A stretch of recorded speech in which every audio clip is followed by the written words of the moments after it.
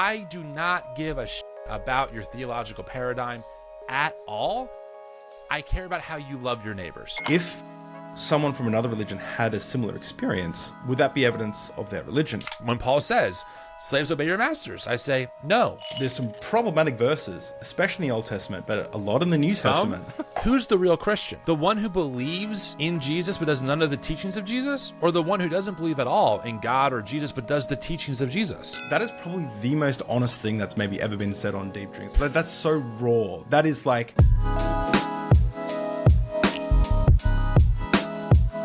Tim Whitaker is the creator and facilitator of the New Evangelicals, a Jesus-centered community that holds space for those marginalized by the evangelical church, along with advocating for systematic change. I see a lot of my own journey in what I know about Tim's journey. However, we both ended at different ends of the God question. I'm interested in why that is. I'm also puzzled why Tim and the New Evangelicals community have such a heart for the marginalized community, whereas so many Christians do not. Why is that? How does Tim square the traditions of his religious belief with activism? I'm really looking forward to this conversation. Welcome, Tim, from the New Evangelicals. Thank you very much, David. Wow, different ends of the God question. So are you not a believer in God? Is that what that... Because I believe in God. So are you in the opposite end of that? Yeah, Oh. so I'm... Okay. So you actually asked this right before we started, and I was like, let's just get into the interview because we actually don't know a whole lot about each other. I know that I like you. Like, your content is great. Your message seems great. You seem like a fun guy. Like, that's what I know, you know. And I wanted to chat to you for a while, and I really like some of the stuff you talk about on your show, The New Evangelicals. But yes, no, I'm not a believer in God. And I'll explain. Oh, I know. You know, my parents warned me about people like you, right? Yeah. But I was once a youth pastor. I was once a Christian in like a Pentecostal-ish church in Australia. It's hard because the Pentecostal churches in America seem a lot more. We were kind of Hillsong, Jesus culture people, like that kind of group of, I don't know, Pentecostals or whatever you'd call them. Yeah, they're like almost Pentecostal light. Yeah, exactly. It's like a light Pentecostal, light beer kind of thing. So, but before we get started, and we'll jump into this because I'm really excited about this one. What are we drinking today? You got you right? Oh, yes. This is a standard of the New Evangelicals community. I speak on behalf of all of our people in there. Every person agrees with me on this issue. I am drinking a really high quality coffee from a local roastery called 7-Eleven in my local area. And they have a blueberry infused flavor, which is, it's not natural. It's definitely chemically infused. And so I drink a cup of that every day with some, well, I lied. I drink several cups of this every day. It's blueberry coffee from 7-Eleven with some French vanilla creamer. I've converted many coffee snobs to liking this cup of coffee. It is actually very delicious. And so that's what I drink pretty much around the clock now, along with water. Damn, I've just got like a classic instant coffee because that's my go-to at this time of the morning. But that's pathetic. To be honest, oh man! But to be honest, going to like in Australia, coffee culture is huge, especially in Melbourne. I might offend a lot of people with this one, but I think McDonald's coffee in Australia, I don't know about everywhere else, but in Australia, it's actually not bad. It's not great, but it's not bad. So I'm for it. You know what it's like? It's kind of like when people... Oh, am I allowed to curse on your podcast? I don't want to offend people. Of course, yeah. It's like when people shit on Nickelback. You're like, listen, I get it. Oh, but they're also touring the world and they're making a lot of money filling out stadiums. So obviously, whether you like it or not, people enjoy their music. And for what it's supposed to be, they do it really well. Like, they're not claiming to be a prog band or, a jazz quartet. They're claiming to be a pop rock band that reaches the masses. So... coffee at McDonald's, it does the job. It's not too bitter. It's not too intense. It goes down nice. I think that, listen, I'm not a coffee snob, so to speak. I was a fake one. I used to work for Starbucks, then I worked for local coffee shops. I got into it, but never into it. But the reality is, you like what you like. I did try, David, to be transparent with you. I did try the whole, like, okay, this is a freshly, this is a fresh cup of coffee, pour over, and you should taste hints of blueberry and a little bit of zest, a little bit of earthy tones. Now sip it on your tongue.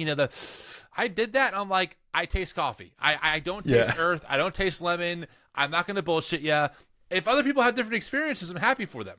But as for me and my house, we will serve the blueberry coffee. That's so good. That's so good. So Tim, I really want to get into these questions about God and kind of treat this more of an exploration. And of course, I didn't mention this in the questions beforehand, but one of the great things I love about not going live is, like, if you say anything or I say anything that we don't want to have in the final interview, we can obviously remove it, because I want this to be as open and honest of a conversation as we possibly can. Two strangers who don't know each other, sharing a drink over the internet from two different continents. But I'd really like to know, tell us a little bit about your story, Tim. You grew up in evangelical spaces. What does that mean? Were you a Pentecostal? Is that Pentecostal-ish, or did you speak in tongues? Tell me a little bit about your journey. Well, I eventually spoke in tongues, but I didn't start out that way. I grew up in a more, the term would be cessationist worldview. So essentially that the gifts of the Spirit cease to exist. So I grew up in more white evangelical fundamentalism. So people like John MacArthur, more of that type. I would use the word reformed here, but a lot of my buddies who are actually reformed are like, keep that word out of your mouth when talking about people like John MacArthur. But very Calvinistic, 5 points of Calvinism. You're totally depraved. You've been, predestined before the foundations of the world kind of vibe. And that usually also means that we don't believe that speaking in tongues is a real thing. So I grew up that way. The church I went to was a conservative hymns only, piano, flute, no modern instruments, no modern worship. And the Assemblies of God church down the street was definitely demonic because they spoke in tongues. It was that kind of vibe. That being said, I grew up in a very loving household, two amazing parents. My dad was and is a great man. My parents raised me really well. I credit a lot of how I am today because of how they raised me, even though we were swimming in these fundamentalist circles. So that was my point of origin. A shift happened when I turned 11 years old. The church we were at got a new pastor who was a little more liberal, aka, hey, maybe we can do some modern praise choruses, like Every Day by Darlene Zschech and Hillsong, or My Redeemer Lives, some of the oldies. And so my dad, who was also a rock and roller before he got saved, thought, well, how do we get the drums in this church without offending everyone? How about my 11-year-old son, that's me, starts playing? And so I cut my teeth drumming in church, and I became eventually a professional musician and everything. But that was the world I grew up in. I mean, I was homeschooled, so church was my major social group. All my friends were there, and I made a profession of faith very early on, and I meant it, and I still believe it today. Like, the work I do today is because of me giving my life to Christ all those years ago. And so I grew up completely inside of that evangelical subculture. And I, David, to be honest, I don't know much about your audience. I'm not sure if they're Christian or Christian adjacent or completely never raised in church, but I'll just speak really broad. There's a massive subculture, especially in America, of musicians and books and movies and culture that you easily get swept up into as a young adult.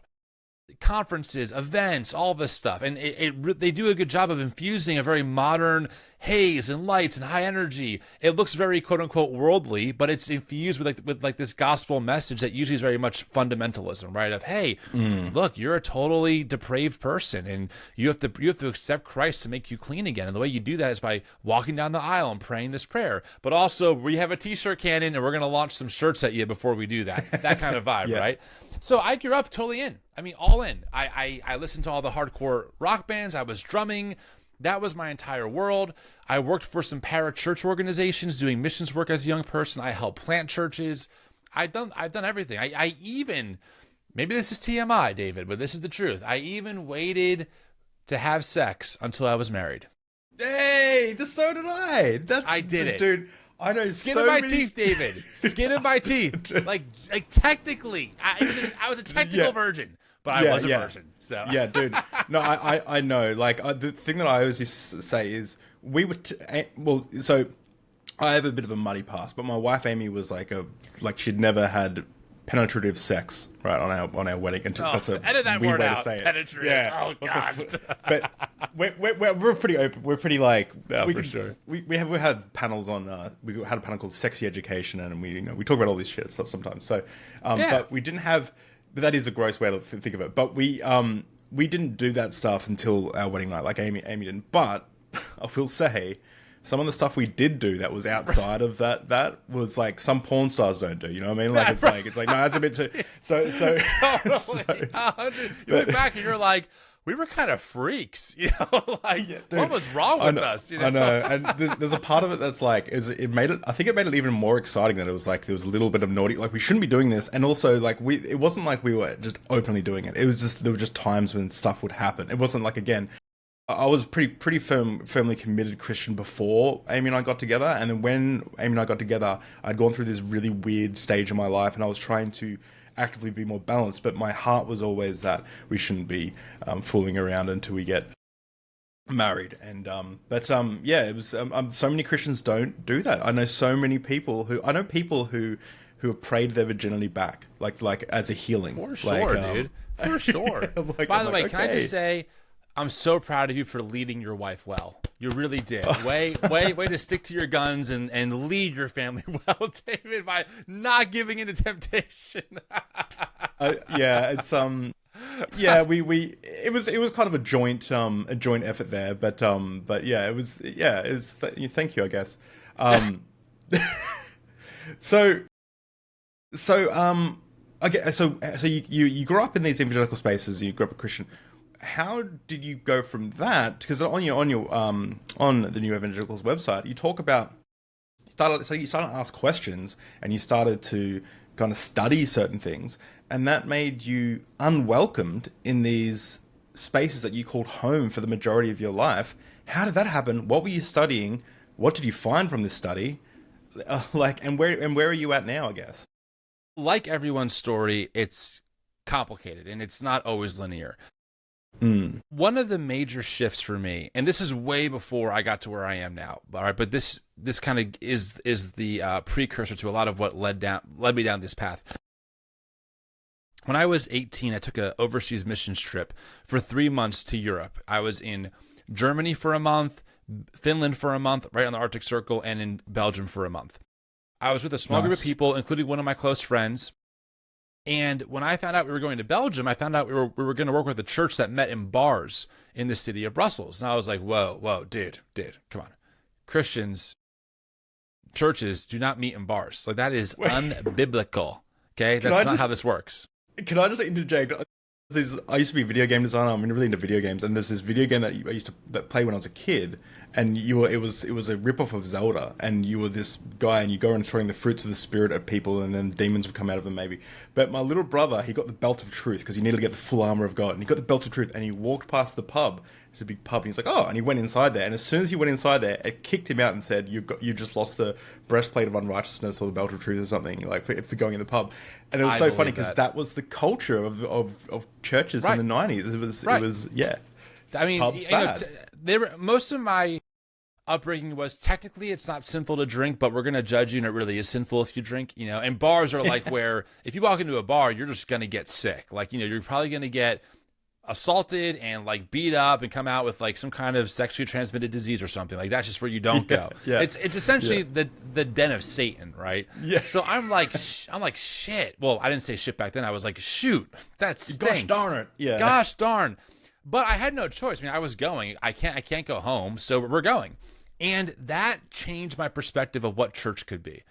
The church was really beautiful. They met in little community groups around the city of Brussels throughout the month, and then once a quarter would come together for like an all-church combination. So everyone had like a part to play. The youth group had their own church community. It was really powerful. Teenagers ran the group. I mean, there was oversight by the adults, but they had all the autonomy to make decisions. I was like, whoa, this is such a different way of living. And the person we were staying with gave me a book called Pagan Christianity by a guy named Frank Viola. Frank Viola is a big house church guy. Do you know who he is? I know the book. I know the book. All right. It was one of my books I read when I was deconstructing. All right. So I'm 18. I am in a very interesting spot because I have this foundation of like this Calvinistic, take scripture super seriously. The Bible is clear. You want the true gospel. My friends are a little more charismatic though, so they're introducing me to people like Misty Edwards or Kim Walker Smith and like modern worship music and relying on the Spirit to guide you through the day. Okay, I want both of those things. And I'm 18, overseas, trying to do work for the Lord, and I get this book. And the premise of the book is like, hey, dear reader, did you know that almost every modern church practice comes from pagan roots and is not actually from the Bible? And I'm like, what? Like, no way. And Frank walks you through how everything from the stage to paid clergy to wearing your Sunday best, I mean, the church steeple, all comes from pagan culture and not from the New Testament. And the argument is we have to get back essentially from event-centered churches to community-centered churches, like smaller and smaller bodies of people that are in community, in houses, loving God and loving their neighbor, which, by the way, to this day, I love. To be very clear, I'm still on that train in many, many ways. So I'm reading this, so I'm like, oh my God, like I had no idea. And I want the true gospel, you know? So me and my buddy are reading this book. We're radicalized. We come back and we had a really beautiful young adult group that was not part of any church officially. It just kind of became its own thing. There was like 40 of us. And we were all very hungry for two things: knowing more about God and being in his presence and being in community together. And we did. Like this, to this day, one of the sweetest times of my life, almost a decade, of doing real, not Hillsong Church life on life, but real embodied life on life with these people, many of which I'm still good friends with to this day, even though we've gone different ways theologically. And that really taught me, like, wow, this megachurch culture, this like showmanship culture, it's got to go. We need community. So even back then, I was always kind of pushing against the trend of like modern church. I was always critiquing church culture. I was reading books by John MacArthur or another reform guy, not reform, but like conservative dude, Paul Washer, another one who's like a real fire and brimstone dude. Oh, I know. Yeah, I know him as well. He's he the guy. Most he shocking went viral. preach. Yes, he went viral a long time ago because he preached a sermon at a youth group where essentially he's like, people do not believe the gospel. We need to raise up a generation of people who know and love God and know the gospel. And everyone claps. And he goes, I don't know why you're clapping. I'm talking to you. Like, yeah. And the room goes like dead silent. Is that the one where he prays with the microphone, like, oh God, like he prays like yeah. It's like fear and trembling. So I'm listening to that, but I'm also reading Rob Bell. I'm also reading people like Shane Claiborne. And to me, there's no discrepancy. I'm like, oh, this is great. I want to take the Bible seriously, like Paul Washer tells me. I want to take the gospel seriously. I want to be part of this kingdom. People like Shane Claiborne are challenging me to think bigger than just my own personal salvation. So this was not a problem. Now, that being said, of course, as you go down the path, for most of your audience who grew up similar to us, you start having questions, right? You have questions here, questions there, but evangelical culture has an answer for everything, right? So it's not so much, I don't know about you, David, but my experience, people love my questions. Oh, Tim, you're questioning hell? I love that for you. But they had the answer in their back pocket, right? Like the answer was predetermined. There was no serious exploration of, even in the Christian tradition, heaven and hell. It was all roads point back to eternal conscious torment. So I'm going to condense a lot now because I know it's a long story, but essentially I had all these like little cracks in the dam that I was like, okay, I want to know more. I discovered people like the Bible Project, and I was like, oh, I never heard about the Bible this way. Like, Tim Mackey's talking about how there's the idea of multiple gods in the Hebrew Bible. I'm like, whoa, this is crazy. So I'm like going deeper and deeper. Now, Tim Mackey's a real scholar, so I'm listening to like scholarship now, and I'm fascinated, right? And then in 2016, this dude starts running for president, and I'm like, that's when the dam broke open. And I'll tell you why. Because I'm sitting there watching this man. I'm like, okay, he's obviously a bully. He's super crude. And then the infamous leaked Hollywood Access tape comes out, right? And he's bragging about grabbing women. And in my head, I'm like, oh, slam dunk. Slam dunk. This guy's gone. This guy's gone. Evangelicals are never going to tolerate this because I grew up in purity culture, right? Like, David, if you're caught with your girlfriend in a room for too long, even if you did nothing, you could be disqualified serving as a volunteer in your church, right? Yeah, Sexual purity is a big fucking deal because We you're used to say, put a Bible distance between you and any other person of the same sex. Yeah. right. Avoid the appearance of evil. God wants to bless you. He won't bless your marriage if you're having sex before you get married, right? So all that's in the back of my head. And I see this leaked Hollywood Access tape. I'm like, oh, this dude's done. This dude's done. And then I hear the famous words, no, we need a commander-in-chief, not a pastor-in-chief. And my jaw quite literally dropped to the floor. I was like, whoa, wait a second. You are telling me that I had to be held to this impossible standard where I couldn't touch myself or anyone else sexually until the day I got married. I mean, that's the rule, right? You're not masturbating. You're definitely not looking at porn, obviously. And of course, when you're dating someone, you have to stay pure. So the expectation is you're in like a moment in your life when your hormones are out of control, right? And you're just peaking as far as sexual desire goes, and you got to do nothing. Okay, so that's my standard. And if I admitted I was masturbating too much, I'd probably be kicked off of the worship team. This bro is grabbing women by the you-know-what and bragging about it. Yeah. And you're telling me this is God's chosen? God is working through this man? God can use anyone? And I was like, F no. Now, I would say fuck no now, but back then I'm like, F no. And that was the real beginning of me being like, I could stomach a lot in these spaces. The culture war issues. We're always waging war on Starbucks during Christmas. I think we're way too mean to gay people, even though I wasn't affirming. But guys, like, something is way wrong. So that was really the beginning. And then Black Lives Matter and COVID were all just positions that I saw the church taking where I was like, nothing adds up from a Christian perspective. This is not loving our neighbor, period. And then that's how we kind of get there. It's insane. Hey, I recently went on like an absolute pirate. Well, I go through these seasons where I'm like, I'm not going to be provocative. I'm not going to be provocative online. But I recently, like, I had enough with all with the stuff with the election in the US at the moment. And I wrote on Facebook, I had a rule. I never engage. Like, Twitter is my space for harmful rhetoric and bad, terrible, like attacking people. To get the venom out. That's my. But I'm like, Facebook is not the place. But I broke the rule here. And I said, if I ever became convinced of the Christian God again, I couldn't call myself a Christian. The term has become synonymous with anti-science, anti-LGBT, bigotry, and misogyny. I'm gobsmacked at how Christians could champion such an antichrist figure. It's unironically evil. If this upsets you, unfriend me. And I got a lot of old church friends on there, and a lot of them did unfriend me. But I had a lot of Christians from Australia reach out and say, I couldn't agree more, or someone said, I don't get it either, Dave, it's embarrassing. And these are strong Christians, and it's like, I don't understand. Honestly, I would have probably voted for Kanye West back when there was rumors Kanye West was going to go, before he was a white supremacist, or whatever. Anti-Semite, right? Yeah, raging anti-Semite. Yes, but what I mean? Like, it's crazy.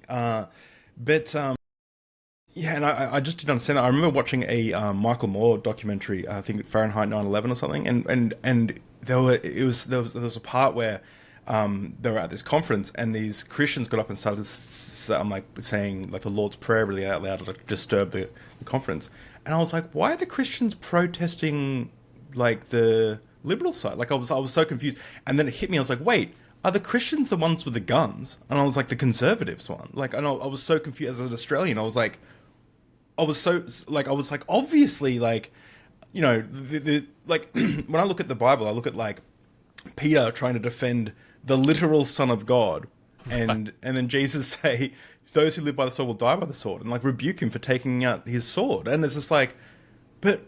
So I started getting like, I think my frustration with that started all the way back then with like what Christians were doing, being so firm in some areas, but then following what I consider completely anti-biblical, anti-Christian stuff.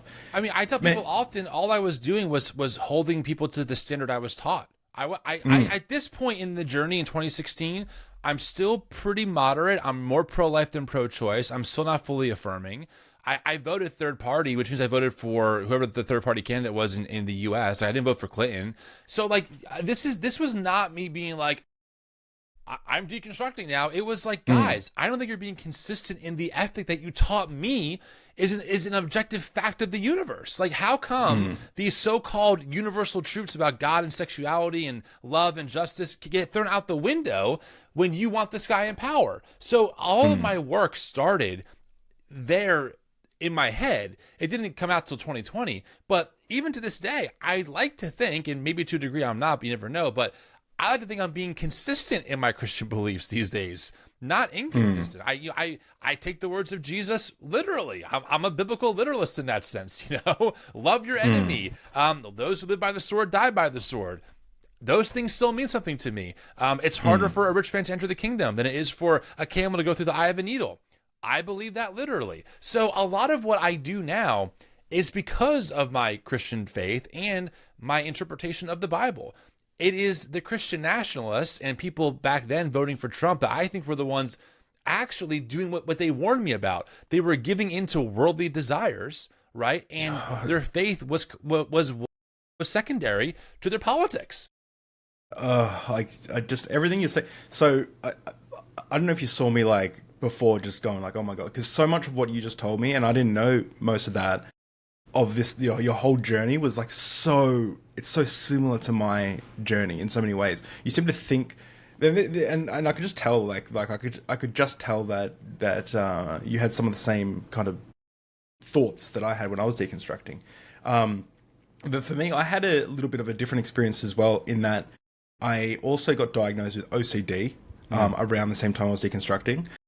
And one of the first things I experienced was I moved back up from Sydney. I was making Amy and I just started dating, and we started writing to the letters when I was living in Sydney. I live in Sunshine Coast. It was Noosa at the time, kind of 2 hours north of Brisbane in Queensland, southeast coast of Australia. And I moved up from Sydney, and I was doing film school down there, and I was making this jewelry box for Amy, like as a thing. And I was like listening to worship music, and I was like, you know what? I'm gonna like let down these walls I put up. I lost the job as a youth pastor a few years before that, and I was, kind of had my own battles and hurts I was processing. And I remember opening up to what I called God at the time, and instantly felt this like voice say, "Break up with Amy," and I was like panicking. I vomited in the garden because I was having a panic attack. Anyway, I've told this story a bunch of times, and I've got interviews linked in the description, but it's a lot longer of a process of this. But eventually I ended up at a psychologist's office, and the psychologist, I was doing the Christian counseling and talking to pastors, and I thought I had demons and all that stuff. And I eventually go to a psychologist, and the psychologist just gets me to repeat out loud, "What if God wants me to break up with Amy?" And I was like, I can't do that. I'm speaking out. What is it? Life and death are in the power of the tongue. Yeah, manifest. So he eventually convinced me to do it, and and this was like months of every day between like 7 o'clock onwards. I'll be vomiting and walking up down the street, just panicking. I lost so much weight, which was kind of cool at the time. Right. I've gained it back, but yeah, right. Just panic attacks all the time. And I go to the psychologist, and he's like, repeat out loud. So I kept repeating, "What if God wants to break up with Amy? What if God wants to break up with Amy?" And then my anxiety was peaking. I was about to vomit in one of his bins in his office. And then all of a sudden, it was like a spell. It just broke. It just went like snap. And I was just like, "What if God wants me to..." And I was like, why do I think that? And it was like the power got taken out of it because I was facing it rather than trying to push it away. And that was crazy. And now I've had a lot of other OCD kind of tics throughout my life. But it made me realize that what I thought was the voice of God could shift so quickly with the tool of psychology. And I was like, so it couldn't be spiritual, right? It could be mental. Anyway, so that was part of my deconstruction. That was a big part in my deconstruction. So, but a lot of what you were saying before is very similar. Like the thinking is very similar to my thinking as well. Well, I will say that, and this is its own long story, but I also had a pretty intense psychotic break right before I turned 30. That really, it was a doozy. It was several years of very intense, ruminating thoughts and a lot of anxiety, a lot of panic. I lost 30 pounds in 2 months. And again, that, I guess that was the silver lining back then. But yeah, so I understand that for sure. I just want to say I empathize with you on that, because those moments of anxiety and panic and thoughts that you can't control are they're very scary. And thank God for therapy. I tell people often the answer to prayer for me was my therapist. So God did so work good. through my therapist. That's so good. So, just quickly, I want to jump into these. I want to dive deep drinks. Here on Deep Drinks, diving deep. I want to dive deep into some of the God questions, but I'll just quickly, what is the new evangelicals, and what do you guys believe now? What do you believe, or is there a belief system? Is there core beliefs with the? Well, I mean, the organization doesn't have necessarily core beliefs besides non-dehumanization. Meaning that we still believe that all people are made in the image of God and are worthy of dignity and respect and, love, etc. So even our enemies, because we take that part of Jesus' teaching very seriously. But we're a digital first nonprofit, I mean, legally speaking, and we do three major things, like you kind of mentioned. We advocate for accountability inside of evangelical spaces. We hold space for folks who have been marginalized by the evangelical church, and we help people explore the Christian tradition beyond the basement of evangelical fundamentalism. So yes, I mean, we're still a faith-based, you could say, organization. I'm very much still Christian. I believe in following the way of Jesus, etc. So that's what we do, and it's all through digital outlets, whether it's our private Facebook community or it's our podcast or YouTube channel, whatever, TikTok, Instagram, it's all through that. Yeah, cool. Well, links obviously to all your stuff will be in the description of this video. But so I guess for me, this is the part of the conversation I really wanted to get your thoughts on. Maybe you might convert me to be a new evangelical, and I'm obviously open to change my mind with good evidence. But what I found with my not psychedelic, but what is it, like some sort of weird like quest in my life to try and find this amorphous thing I call the objective truth of reality. And I created this document called The Objective Truth of Origins. And I was a young earth creationist, and I was like, is the theory of evolution, can you line it up with the, is there evidence for it, and everything like that. And in that process, I come to realize that my God belief, or the reason I believed in God, there was a variety of reasons. And I started looking at those reasons and thinking to myself, just like you said, there was lots of cracks in your... What was the terminology? You said cracks in the dam. A lot of cracks in the dam. The dam. You see, I laughed at that bit because for me, I said like there was... I used the exact same terminology. There was like cracks I was noticing. And what I would do is I would subjectively take off my God helmet and say, I can't pretend to arrive at a conclusion. I can't go looking for the evidence I want. I have to remove as much bias as possible. I don't go into this as a male. I don't go into this as a Christian. I don't go into this as a white dude living in Australia. I don't go into this with... I try really hard, like a good workout, to push through the cognitive dissonance and look at the evidence just for what it is. And then I put all that identity stuff back on afterwards. And when I did that, I noticed cracks in my religious beliefs. And then the more and more I kept looking at these cracks, the more and more I realized, like, eventually I'm standing in these, like, in the Grand Canyon going, holy shit. And I'm reaching out to like my church friends going, oh, I found this. And then the answers they would give me were like, that's not a crack. And you're like, but it is. It's a huge crack. It's fucking like this. Like, I'm drowning in this, and they didn't seem to. Well, it's not even that they didn't seem to care. That bothered me so much. It was the fake answers that you would get to kind of just shut me up. That's the thing that really bothered me. So I went on this quest. I started noticing these things. I went on this quest, and I was like, okay, why do I believe what I believe? And I'm going to break down everything. And when I did that, I found that the reasons I had to believe what I believe weren't justified enough to warrant that belief, from my understanding. So I mean, we can get into the reasons, but so even though, but here's the thing is, even though I still have these and I still do today, have these warm feelings towards what I did call God, or these warm feelings when I read the Bible, I feel my heart open up, like I feel good. I came to the conclusion that isn't a good enough reason to warrant belief in that God. Because other, I can go into the reasons, but because other religions have similar experiences, et cetera, et cetera. And I'm interested because you seem to be a rational and considerate person who is interested in truth. And like you said, the things that you were taught you believe you're living your best Christian life now because you're following the Bible. I often say that it was the morals that were taught to me in church that actually had me eventually reject Christianity or reject the truth, like the truth claim of Christianity, because I was taught to always follow truth. I was taught to always like that, Right. like you shouldn't be dishonest in your investigation. You should follow truth unbridled. Evidence demands a verdict, right? Yeah. To quote Josh McDowell and Sean McDowell, two evangelical apologists. But yes, I know them totally. slightly. Yeah. There you go. Yeah. So what is the question? So the question is, how? Well, I guess the question is, first of all, what do you think about my approach? Like, I'd love to know if you see any problems with that. But secondly, why do you believe in God? Well, you do believe in God. So why do you believe in God? And have you thought about those reasons in depth? Yeah, I mean, I'm going to disappoint you and your audience. I'm so apathetic on this topic. Like, I stopped trying to figure out the objective truth of origin and if God exists or not, because I just realized that we're in a huge ongoing conversation in human existence. And for me, it is foolish to try and pretend that I can objectively know that or not.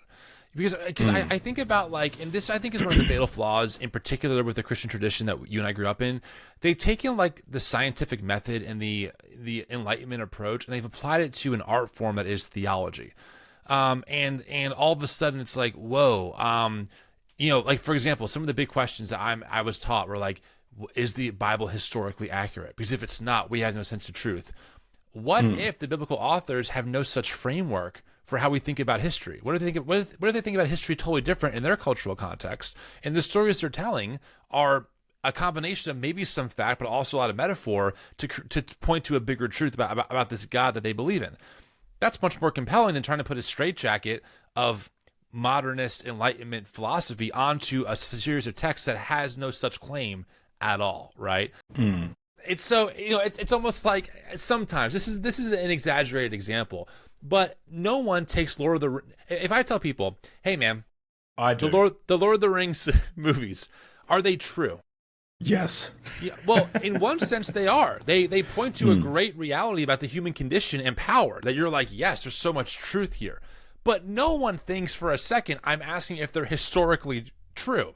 Like, no, of course not. They're works of fiction that point to a greater truth.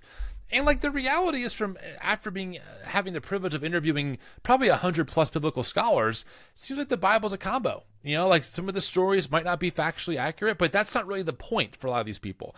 So for me, I'm not really concerned about like, does God exist or not? Because I don't know. I can't answer that question emphatically. I don't know. Yeah. I don't know what happens when we die. I have no idea. I have hunches. I don't know if it's true or not. And by true, I mean like true in the sense of, is the earth flat or round? Well, no, we can objectively verify that. We can use math and data to confirm this is a reality that exists outside of ourselves. And so obviously, if God exists or not is a reality outside of ourselves, I just believe that we're never going to be able to answer that on the same level of the earth is round and not flat. So for me, these are fun conversations that I really enjoy. Like around a campfire, it's fun to debate the existence of God or not. Like it's a fun thing to do. Does it help my neighbor at all? Does it help my neighbor in inner city Philadelphia who lives in Kensington, one of the drug capitals of the world? No, they don't give a shit if I believe in God or not. They care about how am I loving them or what am I doing to help the systems that keep them in that place, right? So I think for me at this point, I'm just kind of like, this is a great conversation. And sure, I believe in God, but I don't care if you like my belief or not. And I feel no obligation to defend it because we just don't really know. That being said, for me, the belief in the Christian God, not the evangelical fundamentalist one, but the idea of God and the idea of Jesus as God incarnate, I think is a beautiful, at minimum, metaphor for what the God of the universe is like. A God that chooses solidarity with the oppressed, that comes to us in the form of an impoverished family who isn't even technically married, right? And instead of coming through royalty, is unhoused, unsheltered, lives a very poor life, critiques people in power, and eventually loves his enemies so much he lets them murder him. This is in the Christian tradition, this is the God of the universe, allows his own creation to kill him as a way to eventually conquer death once and for all. The idea that in some reality, the crooked of the world is made right again, that death does not have the final sting. Do I know that to be an objectively true fact? I do not. Is it, at minimum for me, a beautiful belief and metaphor for how I want to live my life?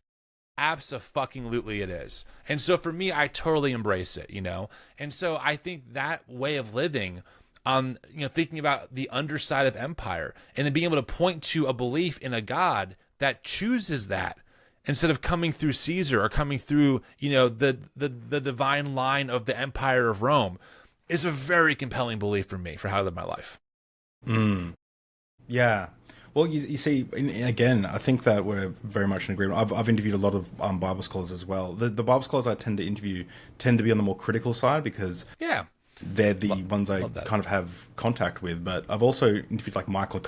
Michael Licona, which was fantastic, and we agree on that on many things there. So I'm well aware that the conversations around a campfire talking about God, and many of the conversations I have here are basically just mental masturbation. They're just like, let's have like, they're almost like they're one step above like, Joe Rogan smoking weed and talking about aliens. You know what I mean? It's like, it's just fun. Yeah, it's fun to speculate and to kind of these are, by the way, can I just say, sorry to cut you off, it is important to a degree, because if you believe that your God has given you permission to conquer the land next door, that's a pretty important theology to understand and to refute, right? So this isn't just a mental gymnastic exercise. Theology has consequences, but for you and me, it's a fun exercise. Well, yeah, that's exactly. This is I'm on the same page. Like it is very important, and I would say things like, although these beliefs these beliefs inform our actions and everything like that, and so but in regards to how we actually engage with it, a lot of the time, I find that it's just interesting conversation, essentially what it is. Totally. But so I guess I agree that the Bible, and this is from what I understand, this is where kind of scholarship is, like general critical scholarship, is that the Bible is part history, part mythology, or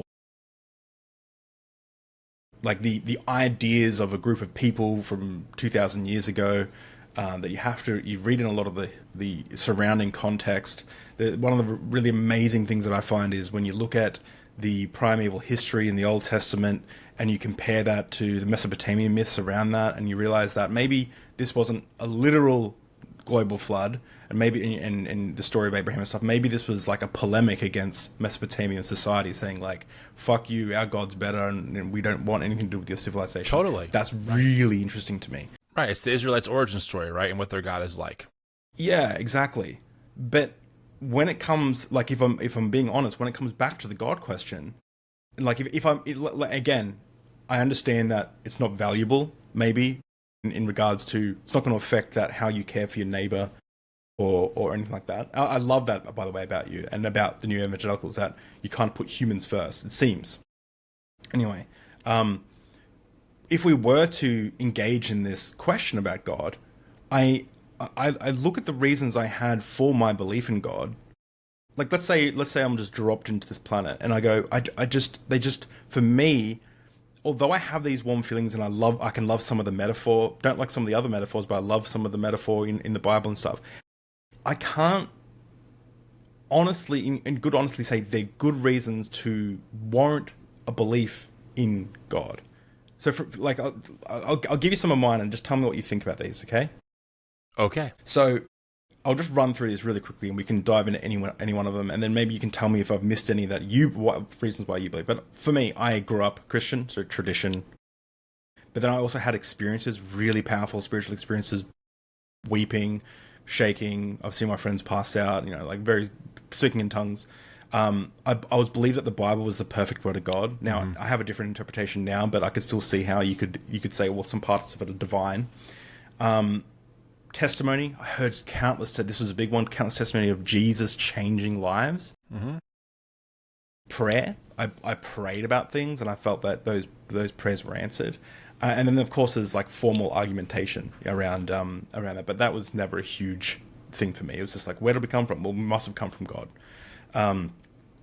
But that's moving into the apologetic side of things. But those are the reasons I had to believe. And then when I look back at those reasons, I go like, okay, the experiences I had. All right, well, if I ask myself this question: if someone from another religion had a similar experience, would that be evidence of their religion? And I have to be honest and go, well, if yes, then that conflicts with, my worldview.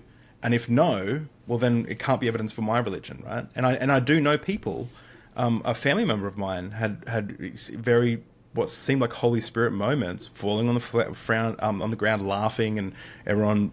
I don't know if it was prayer or blessing or something. It was in some type of ceremony that they did for definitely not a Christian idea of God. And so I look at that and go, okay, well, I can't. Experiences aren't a good way to determine what's true or not. The Bible, again, how do you determine what was true with a capital T and not? Testimony, okay, again, it goes back to the, if I had testimony about how Buddha saved someone's life or helped someone, would that be evidence of Buddha? Or just evidence that idea helped that person? Prayer, I remember when I was deconstructing, I was having a lot of anxiety. Again, anxiety is a part of my story. And I remember I was going to pray to God, and then I thought, you know what, I'm going to ask myself, just to test it.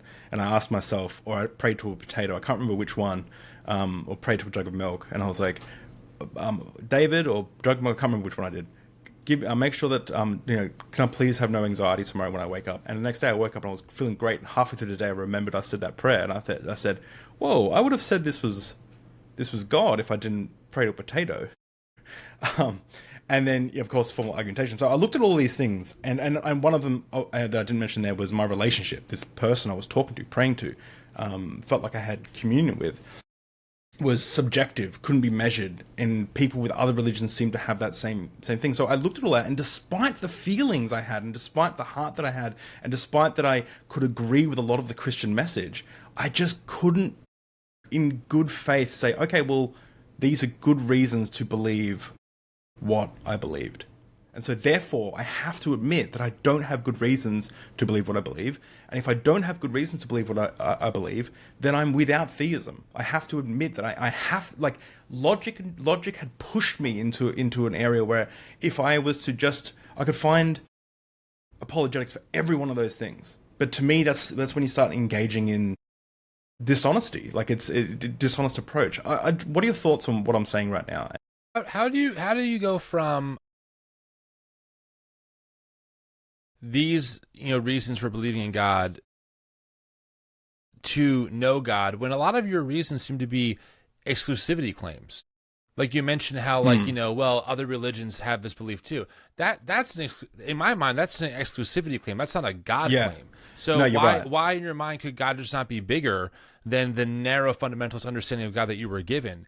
And I mean, in theory, it's more logical to assume that if God created everything and everyone and is in all and through all, that they or he, whatever pronouns you want to use, would be working in other people throughout time, culture, space, history, and religious identity, because of the fact that God created all. So to me, that's a more logical initial conclusion before we get to know God at all.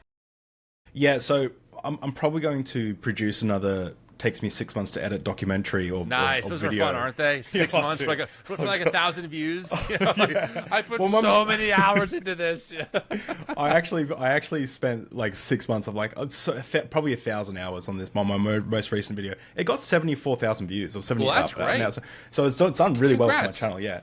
But it was hard. Like, it was brutal. Like, and that's probably a big reason why I haven't been so active on Deep Drinks, because I was burnt out. Like, it's hard. So much time. People do not understand. Side note: people do not understand how much work it takes to make compelling content, especially on YouTube, because it is hard to do. So props to you for that, because it's a lot of work. Yeah, I mean, I re-recorded the script 3 times. Re-recorded. It was over an hour long. Oh my god! So it was brutal. And I'd get haircuts. I'm like, I gotta get another haircut because it's taken so long. Things like that. No, but Yeah, so you're absolutely right. So one of the things is actually I went to my psychologist, and my psychologist was there with his partner, and his partner's also a psychologist, and he's like, oh, she's deconstructed her faith, and I was like, whoa, and she's like, how did you deconstruct your faith? And I was like, I don't know if she's still a believer, because deconstruct doesn't mean you don't believe in God anymore. It just means you pull apart your ideas and kind of look at them and everything. And Right. and she asked me, why do you believe? And we had like 2 minutes before I was going into the office. My therapist, he was making me a coffee, and I was like, how do I like get through the and I realized, you know what, I'm going to sit down and like mind map out my whole deconstruction, because there could be some holes in it, and I would love to find those holes, and I would love to, like, again, for the mental masturbation stuff, but also if I'm wrong, I want to believe it. I want to believe as many true things and as little false things as possible, to quote Matt Dillahunty. I love that. So in regards to that, is an exclusivistic claim, but what I'm saying here, but then I go, okay, well, let's look at the God question, like, in general, like, and again, I use the same criteria, and I go, like, why do I believe in God at all? Let's take out Jesus. Let's take out the God of Abraham. Well, okay, we've got, traditions around the world of people believing in a higher being or power or something, or these myths and legends, like the Aboriginal Australians here for 60,000 years, but many, like thousands of different, I think it's thousands or hundreds of different, like, nations and they all had different ideas about where that mountain came from and things like that. And I go, okay, well, that's cool, but like, what are we? It just doesn't. Again, it doesn't seem that the evidence points to, besides the fact that for the majority of humanity, people have believed in these gods or higher power. It seems to be more stories and ideas that help them make sense of the cosmos, rather than something true, Yeah, factual. but So that just seems like one of those things where it's like, how could you disprove or prove the claim? you can't. Right. So it's not. So if it's objective or not, we're never going to really know. Well, I'll give you this one. Okay, let's say I don't know who first said it. But like, do you believe in like a teapot orbiting Saturn? I do not. Okay, but you can't disprove that. It's We possible. could. We have telescopes now. If we can see 14 billion years into fractions of light and how they formed, I think we can validate if a teapot's floating around Saturn. No, right we couldn't see a teapot. Or okay, I'll use a better example. Listen, I want to be clear to your audience. I'm not one of these apologetic types. Like, I have to defend my faith. That isn't the point here. I'm just saying, like, in my mind, for me, it's more a game of probabilities, right? Like, okay, love, connection, philosophy, the concept that humans throughout time, space, and origin have claimed some kind of, experience that maybe they can't make sense of. For me, these are decent reasons to believe that something at minimum beyond our understanding is going on behind the scenes, right? And then I think about really brilliant theologians and physicists like Ilia Delio, who's out of Villanova, who's doing she's amazing. And she's like a huge scientist nerd, like, quantum level shit. And her point is like, hey, we have to evolve our understanding of God. And she has this great presentation of like how we have like the old school, Zeus throwing lightning bolt down view of God. Then it kind of morphed into like this other view of God. And now we have to evolve again, right? So what I'm saying is the how we understand God today might very well evolve and adapt, just like it's adapted throughout history as we learn more about the universe. Yeah. Yeah, so maybe I have no problem saying I don't think God is some dude in the sky with a beard throwing lightning bolts at people, right? But as far as like something behind the universe, maybe a first cause or something that an energy that keeps things going, or whatever you want to, some kind of soul that we all have that gives us this ability to rationalize and think about things on a philosophical level that no other species, to my knowledge, can really do, and how we can create and how we can do all this stuff, and the idea of love and commitment, whatever, to me, point to something beyond just the primal, we're just one species out of many trying to make sense of the world. That being said, it's probability. Maybe it's like 60-40 for me, right? Because people could appeal to evolution, or just these are all, evolutionary processes so we can survive. I get all that. I get all of that. I'm not going to discount any of that. It's also a valid theory. For me, I just tend to land a little bit more on the side of, there's probably something going on behind the scenes that I think does deal into the God realm of like beyond us, never going to fully understand, animates us, kind of first cause, etc. Yeah, no, and that's great. Do you feel that the area of questioning at the moment, or the area of the conversation, is uncomfortable for you, or do you feel like Oh no. you're being put in the position of an apologist where you don't want to be? Oh no, I just like always qualifying myself. I mean, I do this, Yeah, yeah. almost to a fault with anyone because I don't want the audience to think that I am an apologist or that I come from No. that angle. Ultimately, I don't. When I say I don't care, I don't mean like in a dismissive way.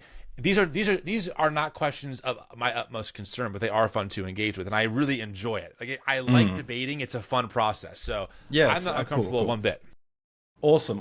Because I yeah. Sorry, what I was going to say quickly is I'm not like an atheist evangelist or Apologist, evangelist. Oh my god. evangelist. Oh my Neil deGrasse Tyson. I don't care if I people like him. become religious or not religious or anything. In fact, like I've had many people reach out to me privately from church, and they talk to me about they don't have a belief in God. They still attend church and stuff, and I don't want to convert anybody. The only time I'll get bothered is when people's beliefs start to directly push against like the LGBT community, or 100%. That really bothers me. Like when someone says we're starting a church, it's awesome and stuff. I'm like, I want to know, like, okay, so are gay folks welcome in your Right. church? Are you teaching? Right. Like, I want to know that these religious ideas, and again, I'll critique any religion for this. Like, I read the Quran, thought it was an amazing book, made so much beauty in that book. Also some horrible stuff, and I'm happy to say that. And I'm happy to say that Quran 434 is enough for me to completely reject that the Quran is inspired by a god, right? And I'll be critical of any, Hinduism. Like when I read the Bhagavad Gita, I get those same feelings when I read the Bible.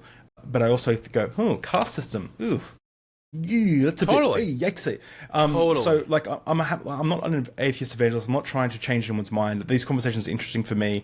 And I would say to my audience, if you are struggling with these ideas, like from an emotional standpoint, like it's hard for you, go into it with an open mind. And this is the one piece of advice that I'd always say is enjoy your fucking life. Like regardless, if you're a Christian or you're deconstructing, don't take things so seriously and get so worked up in them, because like, there's always. I never thought I'd be in this position. I would have been horrified, and I stressed about so many things in my life when I could have been having a good time regardless. Anyway, back to what we're talking about. Like, we have a lot of things going on in the background, like quantum physics. Where did the origins of life come from? Right. Consciousness. Like, we don't fully understand consciousness, or we Right. don't. There's arguments about whether or not it even starts in the brain or not. You're getting a bit mystical there, but there's good argumentation there. For sure. But every time in history, and I'm sorry to do all the atheist memes on you, but like every time in history that we discover what the true meaning behind those things are, never, ever, ever is it supernatural. It always seems to be some sort of a natural origin, and that's fine, but we could then broaden the scope of what God is and say the universe, right? Or Mother Nature, or something, some amorphous kind of concept, and that makes us feel good, but there is no conscious agent outside. Like, we could expand it to even be like God is not even a conscious agent. It's just it's the thing that makes the grass green. You know what I mean? Like, it's like an idea. And I guess I've got no problem with that. Like, but again, I've got no problem with that, but I just don't find it all too useful in regards to looking at. It seems so separate from religion at that stage.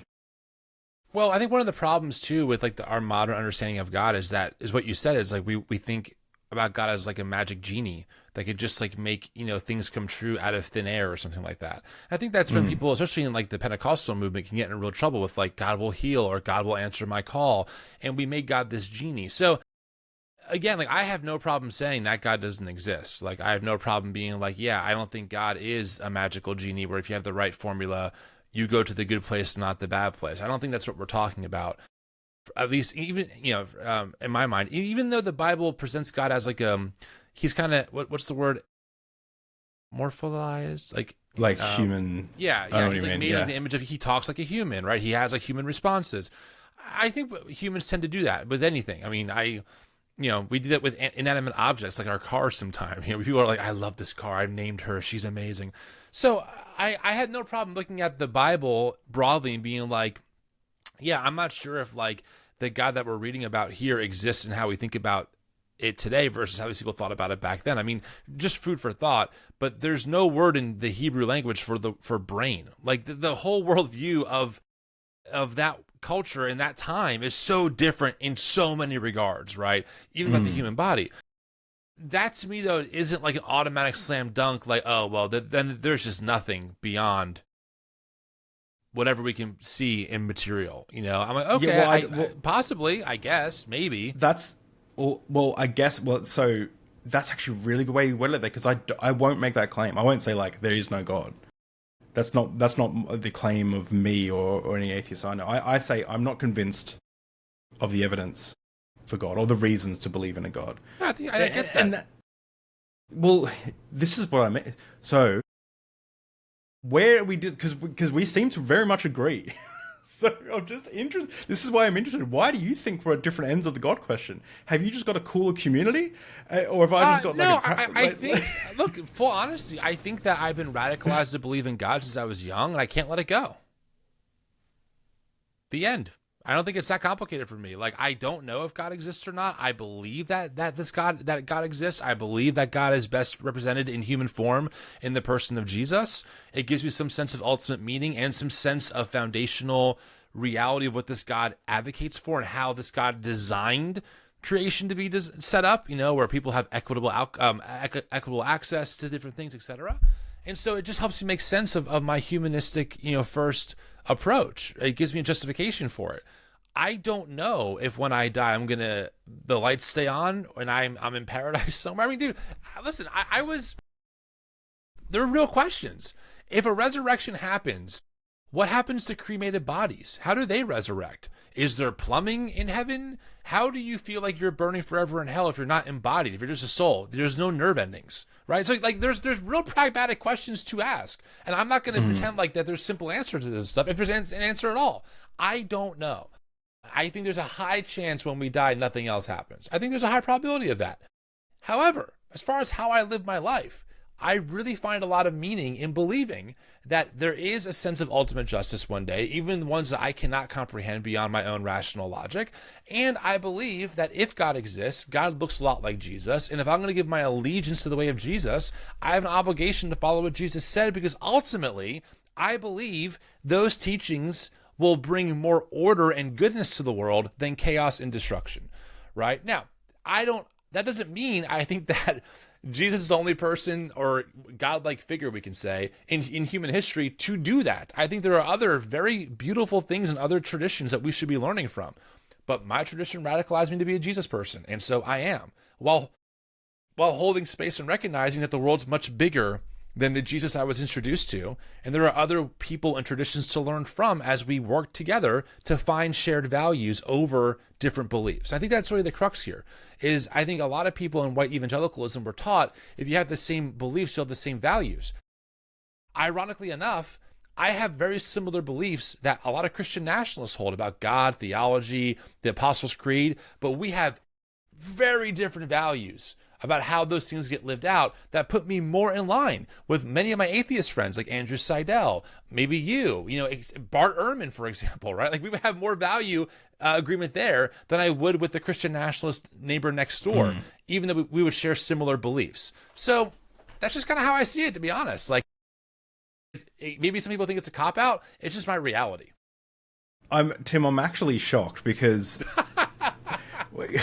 what you said there at the start, where you said, to be honest, I was probably just brought up to believe this, and that's why I believe.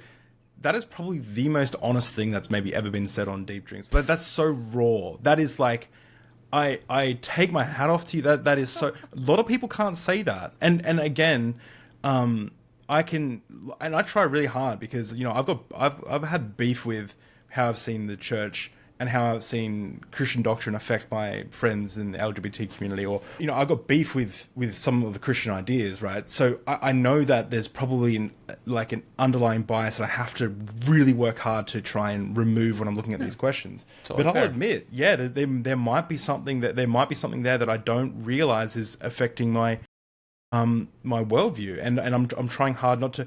But a lot of people don't do that. A lot of people don't say, yeah, like a lot of people will say, well, there's good argumentation and I agree with these scholars. And I'm just like, okay, well, damn, like I really, thank you. I really respect you for just being honest and open like that. And I appreciate that a lot. I mean, honestly, I think one of the biggest mistakes we make as humans is that we think that we're rational, objective people. And we're shaped by so many factors beyond our control. We're shaped by our geographic location, our cultural context, the time in history, what we have access to, and certainly we have methods to be more objective, right? Like the scientific method is really helpful for getting past our biases, and the peer-reviewed process, right, helps us see the things that we're missing.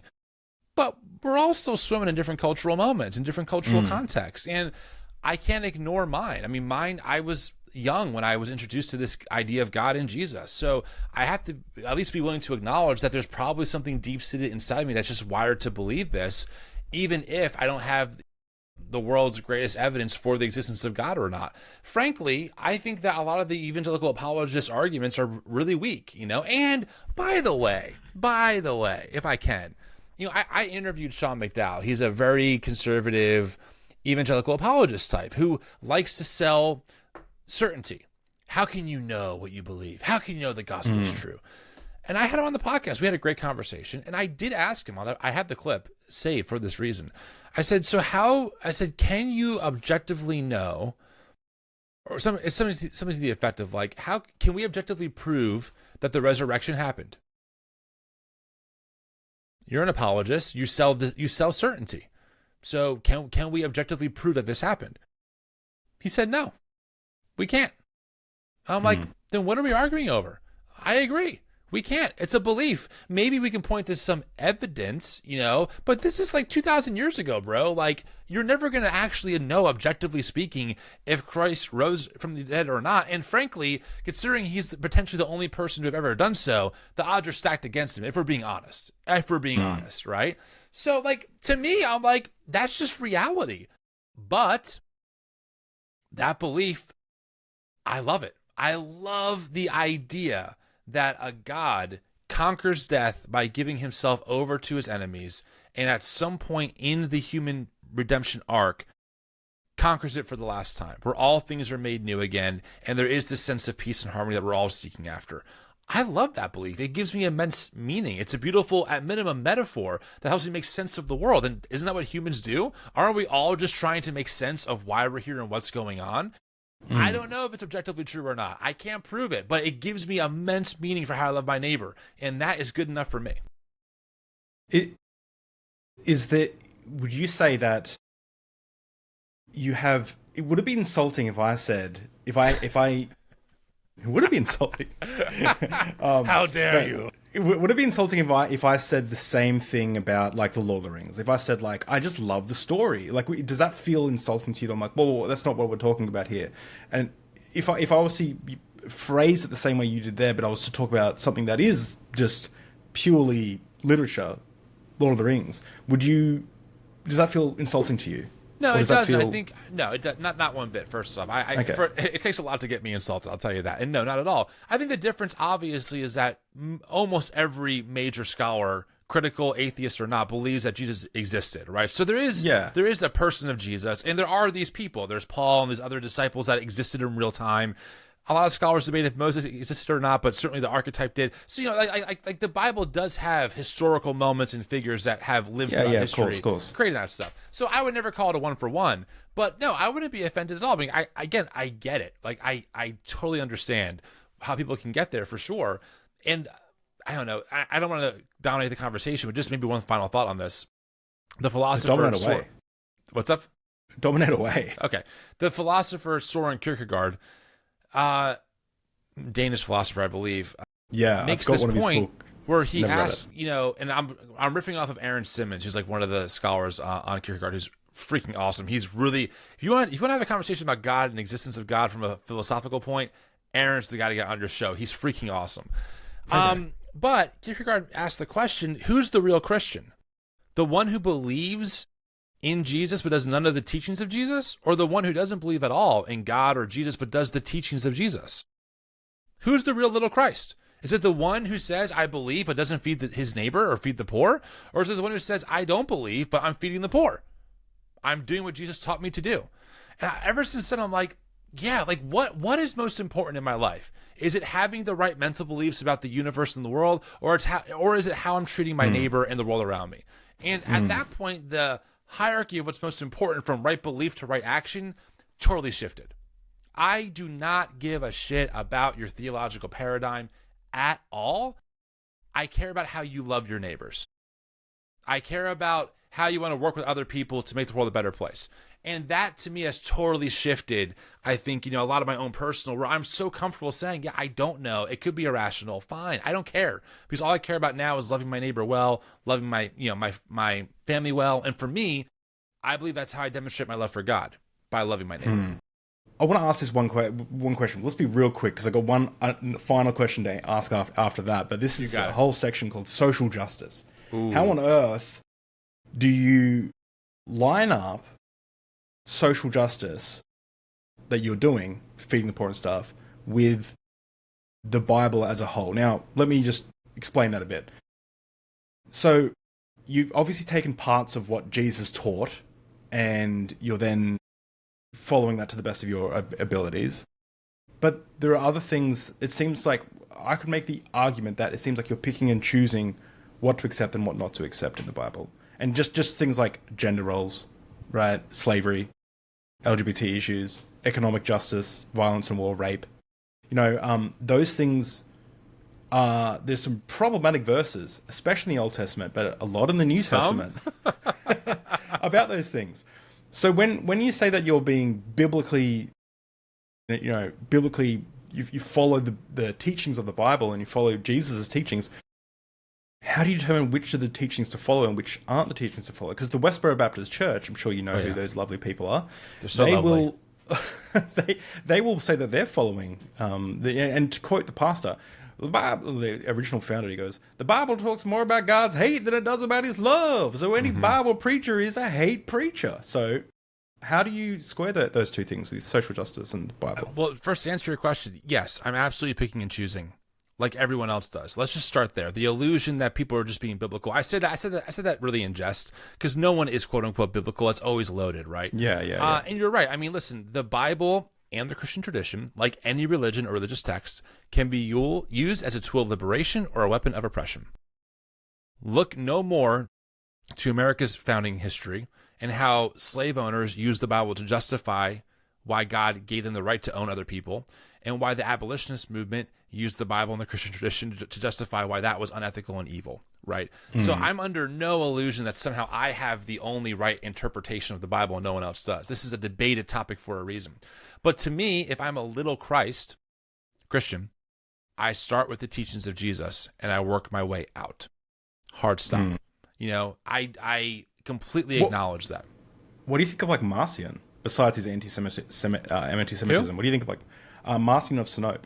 He was the first person to create a canon of the New Testament, and he rejected all the Old Testament. He believed the Old Testament was an evil deity. He believed Jesus came to save us from this evil deity. Wow. And he really loved Paul, but he didn't like. He only had one of the Gospels, like a version of Luke, I think it was. But he essentially argued that he wrote this. We don't have any of his writings, but we have the church's fathers' retorts to his writings. And he wrote this book apparently called The Antitheses.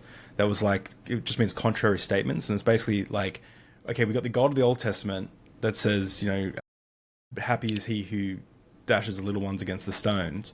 And then you have, which might be taken out of context or whatever, but like you have that, and then you have Jesus that says, the little children come to me, and the Bible, the Old Testament says, curses anyone that hangs on a tree, and then the New Testament says, Jesus was sent to literally die on a tree, will die on a cross. So he made this like argument that essentially the God of Jesus was definitely not the God of the Old Testament.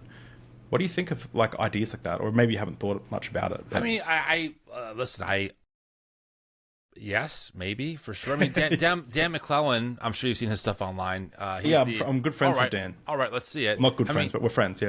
Yeah. Oh, now you're name dropping. Okay, I see how it is. Well, no, we're not. So what I mean is, good old Danny boy and me. No, dude, I do a show with Dan every month, and he's been on Deep Drinks a few times, and we talk offline, but we don't sit around and play Mario Kart together and stuff. But I would. Not we yet. just haven't had that shit. Not yet. But yeah. No, I love Dan. He's coming on the show next, actually. Oh, next cool. Well, he's the next person. Yeah. And Dan says it well. He's like, there's no monolithic version of the God in the Bible. Like there's these different portraits of God.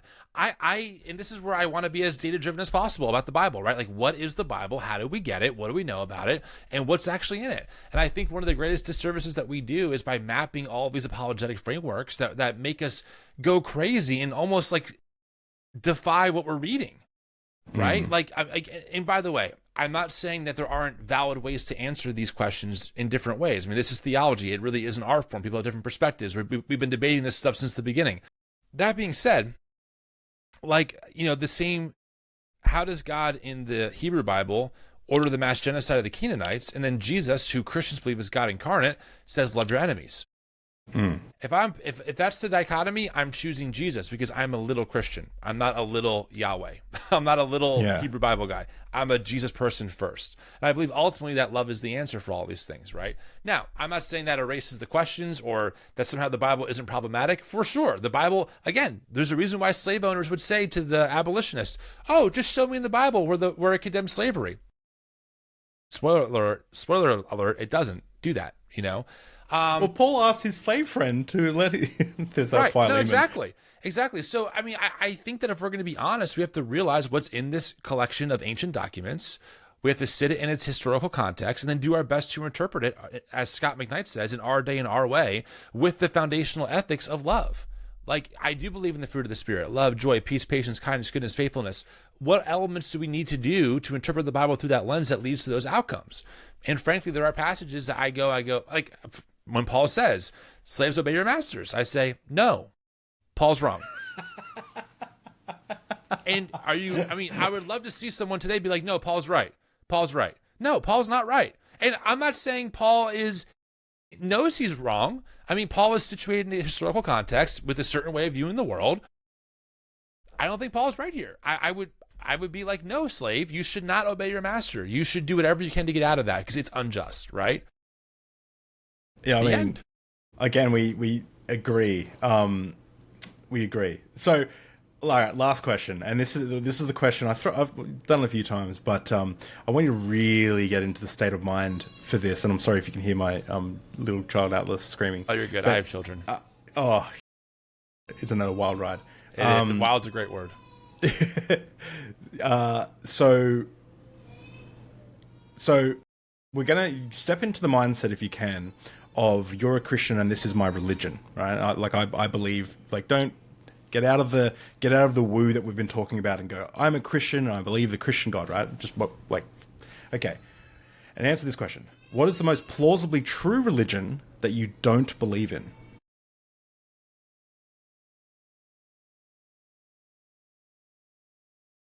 I have no idea. I don't even know enough to even answer that. If I was to, like, say there's a magic genie popped out and said, like, one of them is true, it has to be a theistic religion, I'll say, like, so some forms of Buddhism, Hinduism, Judaism, Mormonism. Well, let me ask you a question. Are you asking, like, true as in like the most factually accurate? I mean, like, yeah, I guess so, but I guess so. I'm kind of asking, like, if you were to hedge your bets, if a genie was to tell you that one of the religions in the world is true, like, wholeheartedly, but it's not the one you currently believe, what would be your next best guess? Well, I mean, obviously I'm shaped by my cultural context. I mean, Judaism probably, because it's the oldest. It predates all the other ones. It's one of the oldest anyway that I know of out of the big three. I don't know though. I mean, I feel like you're asking, so which color is the best out of these three? I'm like, I don't know. Give an answer to that. Which color is objectively the best? Well, not objectively, but like, that's what I'm saying. It's like, these are, how do you measure something that is so inherently subjective? Something that every, I mean, let's just take the big three: Christianity, Islam, Judaism. They all have galaxies inside of them of thought and debate and writings and interpretations and cultural context and nations, right? I mean, Judaism in and of itself, the Talmud, is 2,000 years of rabbinic commentary on the Hebrew Bible. How would you even know where to start? So for me, I look and I'm like, I don't know. I don't even know how I would even start to measure that. I'll rephrase the question. Okay. Give me your favorite vibe. How do you vibe with it? Like, do you like, if I was to give you like Buddhism, Hinduism, Hare Krishnas, where's the next best vibe, do you reckon? I think Judaism Islam. for me, but mostly because I know the most about it, and so I can say that. Like Judaism at its core is we love questions and we love debate and we love wrestling with God, and I'm like, I love that too. That sounds great. That's funny. You actually chose. So that's the same. I mean, I kind of changed the question at the end there, but that's the same one that Matt Dillahunty said. He said Judaism. Is he the Satanist guy?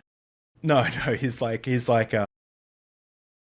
was like one of the most popular speakers on the Atheist Experience. He debated like Jordan Peterson and stuff. Did he destroy Jordan Peterson? Jordan Peterson's he's one of those, like, if you type in Matt Dillahunty, it'll be like a lot of like destroy compilations and stuff. He's like the atheist debater.